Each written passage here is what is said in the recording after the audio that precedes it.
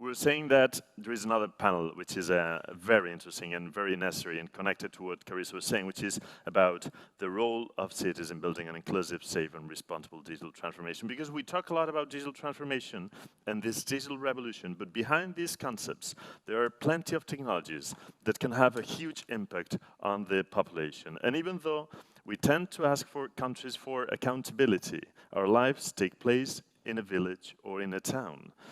And I know, that's why I feel like it is mandatory to understand how some local governments are addressing this issue. What are their principles, frameworks, and what actions are they establishing to achieve an inclusive digital society?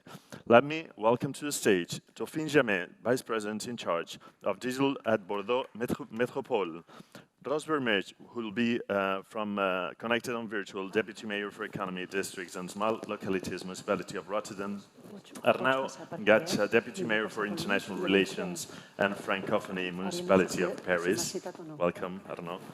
And finally, also Laia, Bonet, Deputy Mayor of Barcelona for the 2030 Agenda, Digital Transition and International Relations, but also, please, to Cristina Colom, Digital Future Society Director, who will address some words. Thank you very much to all of you. Thank you. Laia, on se met debout pour parler. Non. Thank you again, people, and thank you for this absolutely amazing dialogue that you could have with Carissa, even at the beginning when we couldn't hear her. But I think it was radical, and it was really what we wanted to hear, or we need to work on more than hear. So thank you, everyone, for being in this session. I'm going to just address very few words. I think the relevance is on the representatives of the city councils here, and hopefully soon Rotterdam City should be on the screen. Let me just kick off while we wait for that. In recent decades, we were experiencing two unstoppable but very interrelated processes: urbanization and digitalization. Furthermore, in this new area that we are calling the fourth industrial revolution is characterized by the rise of the use of emerging technologies, very sophisticated IT systems, digital platforms, and exponential technologies such as could be blockchain or the Internet of the Things. In short, a myriad of digital innovations that are transforming, I would say, our human relations, business strategies, and even geopolitical ways of working. And in turn, these digital innovations are also impacting the urbanization processes. Digitalization has become the lever to design fairer and more inclusive societies by implementing technologies to address urban challenges. This indeed generates opportunities, such as the improvement of the provision of services, the detection of risks related to health or environment, or definitely greater efficiency or transparency of resources and management. However, the use of technology also entails risks linked, for example, when we use or we leave technology to solve all the issues, or we focus too much on efficiency or effectiveness, which is definitely a need. We need to do that. However, we need to make sure that there are, in cases, there will be some risks to jeopardize people's privacy, citizens' governance, or even democracy, as Carissa was mentioning before. The city is key to ensure an inclusive digitalization and equitable growth, as it was envisaged already in the 2030 Agenda. Citizens are the front runners to embrace and explore a digital transformation as a reality. I would like to give a heartwarming welcome to the panel. Delphine Jamet, Deputy Mayor in charge of administration, the evaluation of public policies and data strategy from the Municipality of Bordeaux. Welcome, bienvenue. Thank you. Arnaud Ngatcha, Deputy Mayor for International Relations and Francophonie, Municipality of Paris. Bienvenue aussi. Thank you. Welcome. Hopefully, we have Roos Vermeij, Vice Mayor for the Economy, Districts and Towns from the Municipality of Rotterdam. Do we have that connection? And indeed, Laia Bonet, Deputy Mayor for the Digital Transition. Hello, welcome. And definitely Laia Bonet, Deputy Mayor of the Digital Transition, Mobility and International Relations from the city of Barcelona, and who's the co-host of this event today. They will share how they are building an inclusive, safe, and responsible transformation in their cities, and what are the principles, frameworks, and actions they are pursuing to do so. So welcome you all, and the floor is yours. Laia, thank you. Thank you. Thank you very much, Cristina, for this introduction. I'm really happy to have you all here, Delphine, Arnaud, and Roos. I don't know where do I have to look at to see Roos. Can you hear me, Laia? Hey, how are you? I'm fine, thank you. Let me tell the audience that Roos was supposed to be here today, but so we have her online despite the new lockdown in the Netherlands. So we are all here. And let me say that you all have quite different portfolios and responsibilities. But one thing you have in common is the international dimension you apply to your work, and obviously your partnership with Barcelona. And this session, as Cristina was recalling us, is about what is happening in cities as we recover from COVID-19, and what is the role of the digital transformation in this process. It is also about how we are doing things differently, because we are doing things differently in European cities, but we all try to build an inclusive digitalization doing those things. So let us go first to Bordeaux. Delphine, the pandemic has become an amplifying glass to already existing inequalities. How did people in Bordeaux experience this, and how is the metropolitan government supporting them? Hello. First of all, thank you for the invitation. I'm very pleased to be there today. It's very an honor for me. My English is a little poor, then I have to read a little bit. I'm sorry for that. But I prefer to be a very great understanding. Then COVID, I think it's like all over the world will be a very big fracture for the people, because everything stopped for the first lockdown. And then, first of all, Bordeaux and the Métropole of Bordeaux help people and help pupils to have access from computer to have the education still.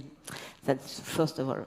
But after that, we have to do some things, and for us in Bordeaux, first of all, and this might sound like stating of the obvious, but we feel it's crucial to have a better understanding of where we stand and where their needs lie. This is the way we are setting up a digital inclusion observatory of metropolitan level. We need to know who is suffering from the digital crisis, how badly, and on which specific needs, where there are. We have some idea, of course, some intuition, it's obviously. But what we need now are facts. What we need is the data to address the issue in the targeted and precise manner. Till now, we put some action like that. But now we have to make a big effort to resolve the problem. Thanks to the national plan from France Relance, the plan France Relance, the national stimulus package, we have been able to recruit 48 digital counselors on the Métropole territory. And these counselors will work in the city hall and non-for-profit organizations too. And we are very excited to have actual digital booths on the ground for this year. Is going to accelerate our program. Another program I would like to mention is SESAM, which is a TOEFL program. Since 2018, the digital mediation space SESAM is an actual space of the heart of the Métropole, where anyone can come and access to a computer, an internet connection, and professional support, and a kind of digital shelter, so to speak. And it's about 500 people come everywhere in this space. But also SESAM, and I think it's very important, offers various training programs for social workers. Because it's not because you are a social worker that you can make a numeric mediation, you know, it's not the same way. Then we formed the social workers in SESAM, and it's about 100 people are formed each year since 2 years ago. It's very new program. The target action towards the underprivileged neighborhoods of the Métropole, we started a program called Aladdin. And Aladdin is to go to the people who don't have an email address. You know, it's the poor people or people we are very far from the numeric, and we want to try in 1 year over 2 years over 300 people in the area of Bordeaux Métropole who are very poor. Then with the state we do that. We're also expanding our funding to develop the outreach to sick people where they are. For example, we have a digital cargo bike, which is a movable digital mediation device driven by digital counselors who bike to various districts of the Métropole to bring digital tools and support the population. In 2020, more of 500 people were met during over 30 outings organized by the organization. It's called PIMS. It's a very good organization in Bordeaux. It's an information point, multi-service mediation, and it works very well. It was the first experience was in last year. And they're going to have another one because they work a lot. And last but not least, we also put in many effort in fostering the community of all the actors of Bordeaux Métropole who work to solve the digital divide. We call it a digital divide ecosystem. All year round, we organize meetings and take the time to support the vibrant and extremely dedicated community by providing tools, building relationships and partnership, giving them time and any support we can bring. And one of on top of the action of Bordeaux Métropole, every city in Bordeaux Métropole can have some policies and programs. And I want to share one of the city of Bordeaux. In the library, we've got a program whose name is Solus, and which an individual digital support. And each year, it's all of 1,000 people come to the libraries, and I will be help with the digital yes, and I think it's very good. And for me, I think the crisis of COVID has enabled a broader awareness of the digital device situation. It has enabled youth to include it one of 7 digital ambitions at the Bordeaux Métropole level. We just voted recently. It was the first one. It's the first one then. And by expanding this agenda, we are shifting from an highly symbolical policy made of punctual action to an all-encompassing, structured and impact-orienting strategy. And I think it's very important because before, politics thinks, yes, there is a problem, but we don't make a very great strategy over it. And now, it's a great strategy, and I think it's the beginning of something. And this event focus that too, I think. Mm-hmm. Thank you. Thank you very much, Delphine. I think we in Barcelona can relate very much to the reality you have depicted. And we will certainly continue working together on the digital inclusion. I guess our friends from Rotterdam will have also something to say about it. Roos, the floor is yours. Well, thank you, Laia. I hope you can hear me well. And Yeah. I'm really sorry not to be here with you in Barcelona and to meet you in person. And it's the same for Delphine and Arnaud. I was really eager to meet you, but unfortunately, I will join you digital. And I wish you all a very good stay in Barcelona. Well, Laia, first of all, the core topic of today is also humanism. And it has its origins also in Rotterdam for the famous Erasmus. And let me quote him. The summit of happiness is reached when a person is ready to be what he is. Well, it's one of the more famous quotes of Erasmus. And I think it's relevant if we speak about humanism, but we also speak about inclusion and the digital transition. And if I stress this for what we have met during a COVID crisis, there are some topics I want to stress, especially for Rotterdam.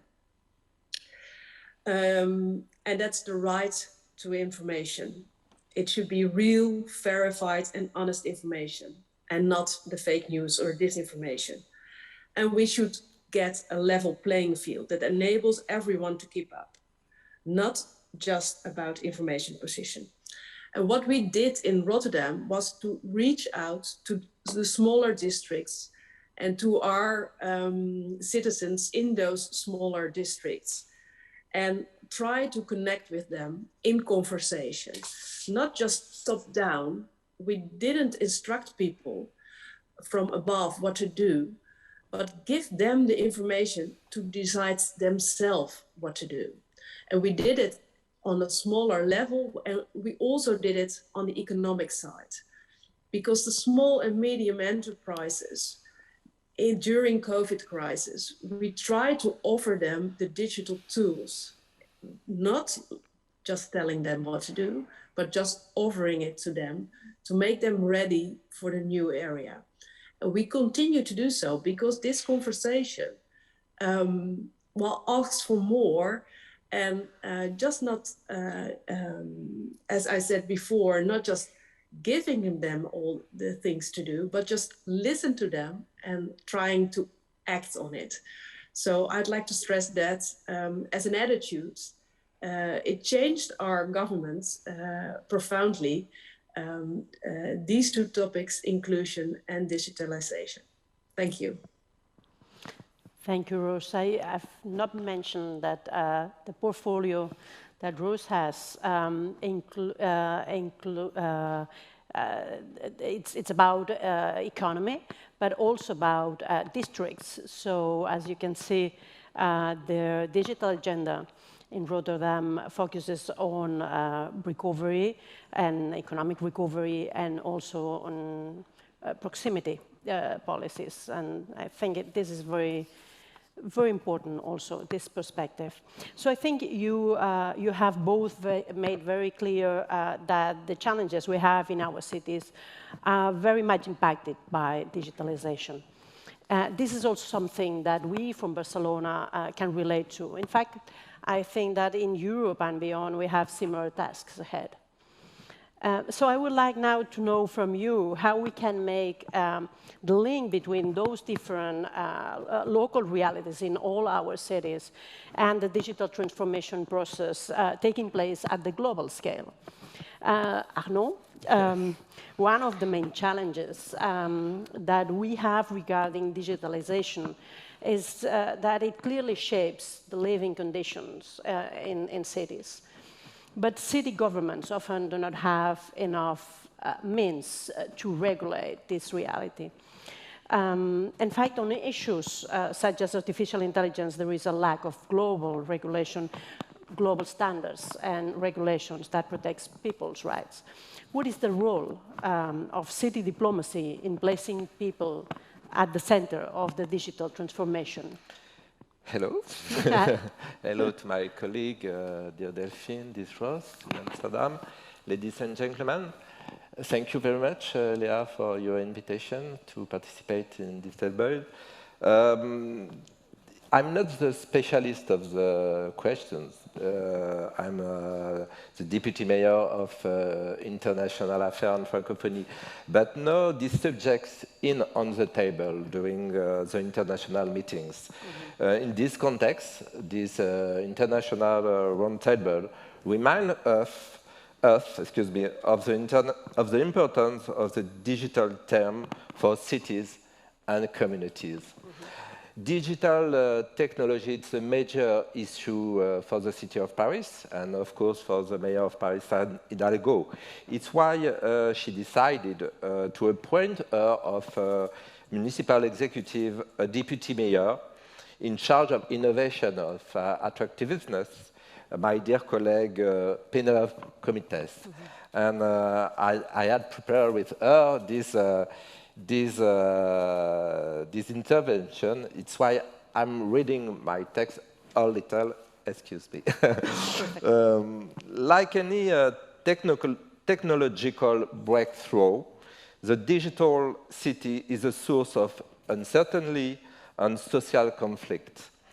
From the debate on the health risk linked to electromagnetic waves to the conflict between taxi companies and VTC, or between booksellers on large internet sales platforms, all areas of society are concerned. These issues deserve to debate, and it's through the event which marks and concretizes our desire to show solidarity and to encourage dialogue between experiences and opinions from different cultures that we are able to adopt concrete actions. This is why we must advocate for digital technology that serves innovations, the economy, the social sector, and also a digital technology that is civic, safe, and respectful for personal data. Clearly, digital technology must serve the right of each and every person. Local authorities have a duty to protect and include citizens in the digital world, whether by regulating, informing, developing access, or preventing distortion of competition. As a representative of the city of Paris, I am the more pleased to see that our commitment to this solidarity remains constant despite the challenges and difficulties we face. We are living in a particular moment where the COVID-19 health crisis and the problems generated by the climate change have led us to question our personal lifestyles, our cities, and our businesses, with the power of digital platforms at the center of our thinking. This context has shown us the connected nature of all areas of the economy, but also the environment. On this last point, thanks to the data that digital technology can provide, we can optimize our cities and make them more resilient. However, we also know that digital technology contributes to global warming because of the powerful servers and computers that are needed. Consequently, local authorities must be involved in the reflections to limit the impact of digital technology alongside states and companies. In the light of these issues, cities are at the heart of these transformations because the attention they give to the daily lives for their citizens. We must choose solidarity. We must contribute together to the secure digital environment. Our administrations must therefore seize the potential of a digital transition, not only to provide the same service differently, but to provide this service by improving it, by making it more intelligent and more intuitive for citizens. Digital technology must be able to provide productivity gains that will allow our agent to return the essential of what is expected of your services.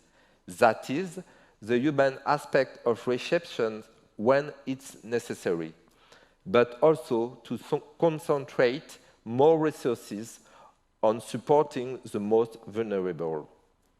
I would also like to point out that in France, and Paris too, we are very attached, regardless for political affiliation, to the notion of public service.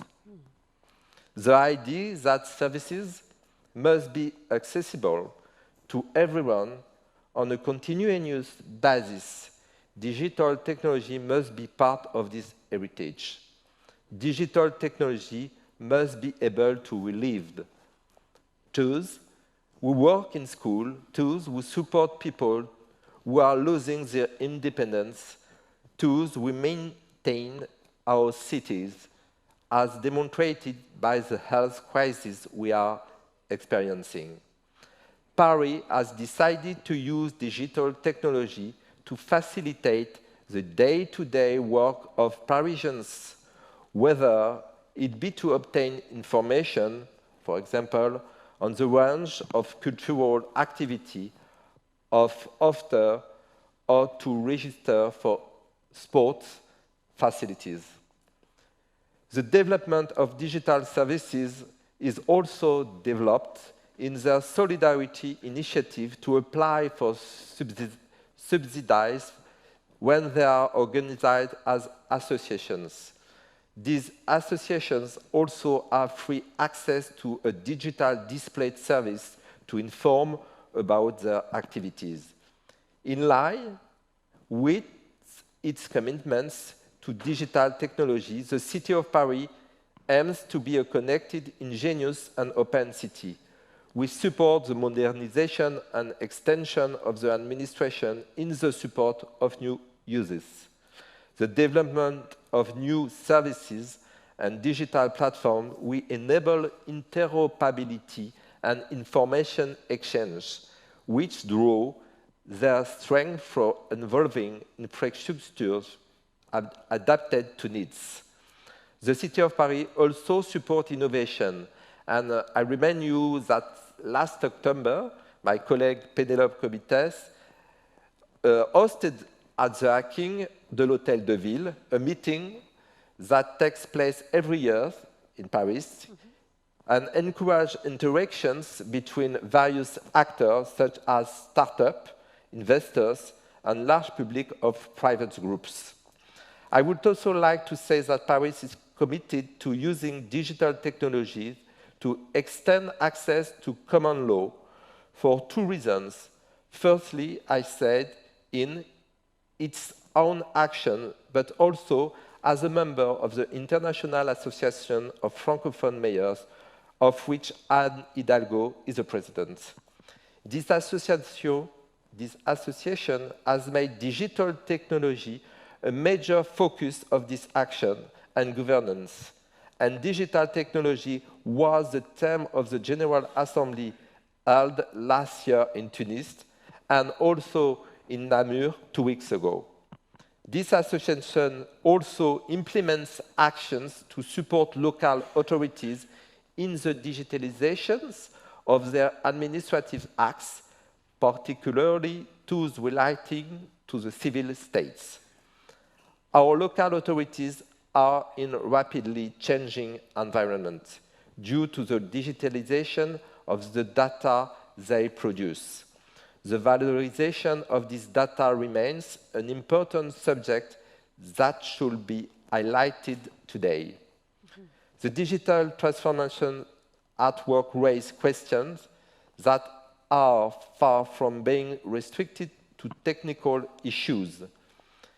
These include issues related to the inclusiveness of this technology and their ecological footprint, and to the ethics problems. Indeed, we must ensure that technological innovation and this new offer of access to administrative services do not create a digital divide, and the City of Paris is working on this. Finally, I would like to remind you that one of the pillars of the humanism was this ethic of trust in the human being. That is, in his or her ability to know and to be regular, to explore and to respect, to govern and to limit. In my role as Deputy Mayor for International Relations and Francophonie, I have the chance to meet and dialogue with leaders from other cities, near Delphine, and observe that this digital transition is underway, but is also being studied wisely. I remain convinced that digital technology allows us to strengthen the influence of our communities to make them ever more daring cities. Thank you very much. Thank you. Thank you very much, Arnaud. Thank you very much, Arnaud. What you have shared defines very well that we cities have ahead in terms of working together with each other to influence the global debates on digitalization. In fact, if we go back to Bordeaux, Delphine, we are working closely in the framework of the Cities Coalition for Digital Rights. We met some weeks ago in Amsterdam. And we were working particularly on the issue of digital inclusion that you mentioned before. How do you think the global digital transformation process can become more inclusive? Okay, good question. It's not easy, I know. No. I think it's a dream, in fact. To answer your question, we know that local governments are in the first line, in fact, in the battle of reduce digital divide and to process to have more numeric services with ethics and for human rights, you know. And they are the closest level to action to help our citizens to create programs according to the needs of each segment of the population, I think. They have the concrete knowledge to implement effective plans that match the needs they have spotted. I would like us to have this mind during this conversation. There is a huge gap between cities, and we can contribute to reducing it. I think it's very important because you can be a big city or small cities, and it's not the same. And this is when the principle of an inclusive digital transformation are useful to design a digital transformation that is inclusive by design, by default, but which is also shared, open, transferable by default up to a certain point, I think. We talk about the way to be more inclusive. Well, let's start by the local level. One local experience. At the local level in the Métropole area of Bordeaux, we have decided to share also resources and action plans to accelerate our digital transformation and ensure that smaller cities could benefit from it as much as bigger ones do. 5 years ago, 14 cities decided to share and put in common their budget and human resources. The biggest city, Bordeaux, 250,000 inhabitants, and the smallest is 7,000 inhabitants strong. Today, the common digital department we created includes all the personnel, all the budgets there were once in each city. But we have also created a common forum to better anticipate what we want to do in the future, and we have also worked with each council member in charge of digital of each of the 14 cities to create a common strategic plan, from digital inclusion to cybersecurity, broadband connectivity, inclusive and usable service, data governance. We do things that doing things together, putting in common not only the institution but the means, pushing more joint projects is a good first step to achieve great inclusive policies without allowing gaps to widen between neighboring cities, and also keeping every city's freedom untouched. At European level, we established in the working group, you say, Alliance of City for Digital Rights. We meet them, everybody, 1 month ago in Amsterdam. So it was so good. That is very important to share more our best practice. But it's also important to obtain more funds, we think, more opportunities and meet so more cities can develop their policy. Join us in the political work. I think it's very important.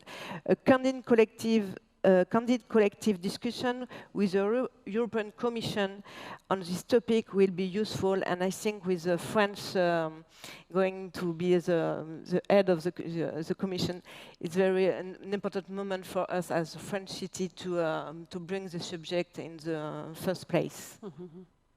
I think you mentioned is what you mentioned is very important, and probably we will need also the help of the European Union. Yes. So the European institutions helping us with means and with regulation about this.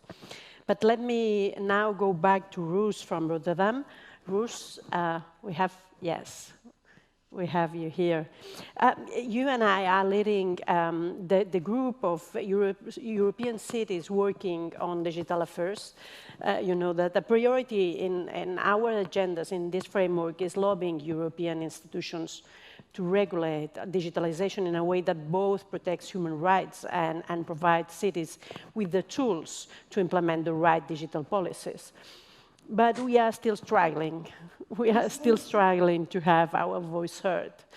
How do you think we can be more effective in building a progressive digital agenda for Europe? Well, that's a very good question. And I'm really happy to hear from Delphine that when the French take the chair in Europe, we'll put this topic at the forefront. I'm really looking forward to the conversation on that. But get back to the Eurocities program.